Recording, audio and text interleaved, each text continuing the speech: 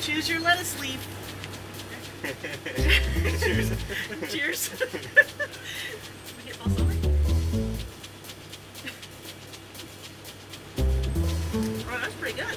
Wow. It's a salad. It's a salad.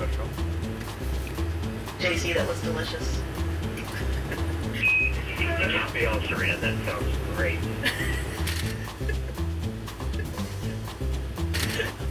Well, when you haven't had a salad in 6 months, it's delicious.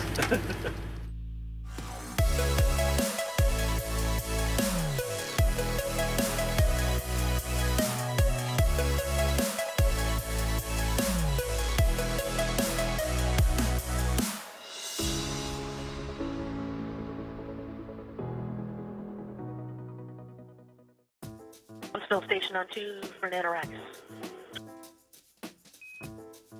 With you on 2 for Nanoracks. Right, how's your view? Do you want anything different? He looks great. No, the view looks great, thank you. Now that the experiment is aboard the space station, it's time for the astronauts to get to work. Elaine and Paris Stu are back in Virginia, and the Nanoracks team is back in Texas, where they will perform a ground control version of the experiment being conducted by the crew in space.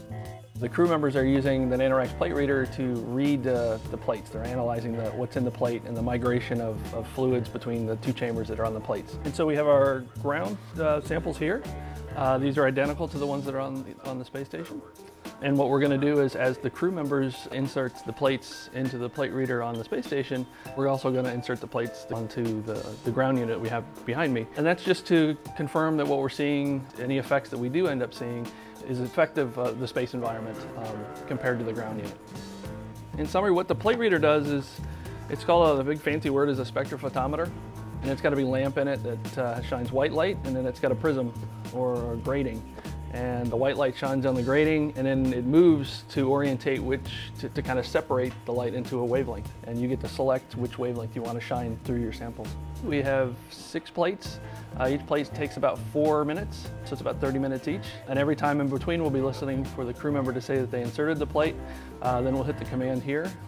Once the run is done, the crew member will come over and take the plate out, put the new plate in, and it'll repeat for 5 more times. Still station on 3, plate 1003 is in the tray. Yeah, it's reading the plate. It's got a little, the plate sits in there, moves the plate this way, and then the read head moves this way. And a little here, that's kind of the lamp that's in there that turns the lamp on. Sounds like bad techno music.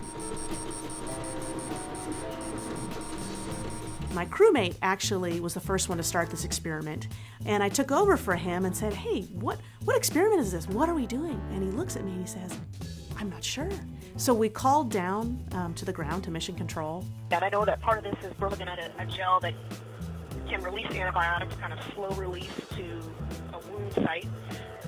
But I don't know what happened to that plate in the Nanoracks reader this morning, and then kind of what's going on this afternoon. What we're looking for is how the drug migrates through the gel over time, which is why we're scanning the plates 2 times a day for this 2-week run. I like that answer. That's very cool. Thank you for finding that out. No problem. So this is 15 days. It's twice a day, and they're typically in the middle of the night, which is the morning for the crew on space station, and then usually sometime in the late morning, early afternoon here. But Kyle's been running the show. He's been getting up every 6 hours, 8 hours, 7 hours to do this.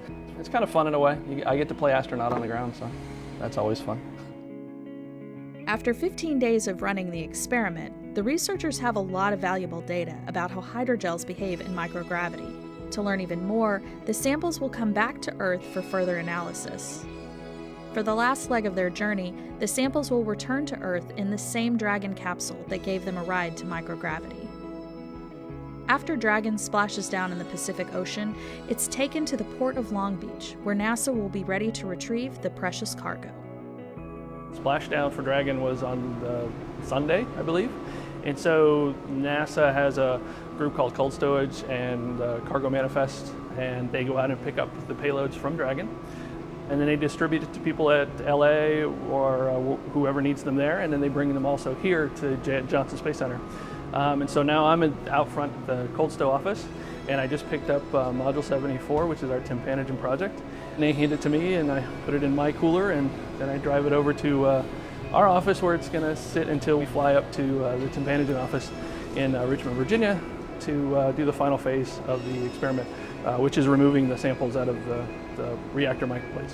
We're really proud to take part in this really interesting experiment. When we first got our gels back, it was already exciting because space never loses its cool, and so we had these places where, oh my god, these are what the astronauts touched. And so we opened up, and they've been to space and back, and now they're in our lab.